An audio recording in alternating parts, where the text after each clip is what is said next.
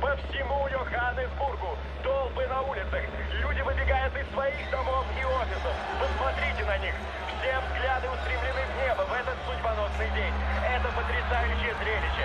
Впервые, дамы и господа, спустя 20 с лишним лет корабль пришельцев пришел в движение. И люди чрезвычайно взволнованы. Весь город просто лихорадит от нетерпения. И все хотят знать, что же будет дальше.